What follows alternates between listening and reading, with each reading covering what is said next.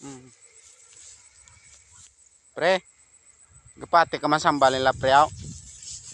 Kunami mo paray sa pamitoy kuno pre. Pre, ano imo pitoy haw?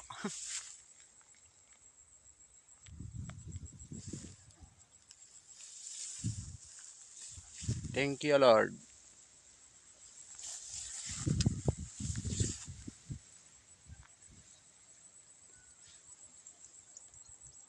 Ito na yung ano pinaghirapan naming dalawa.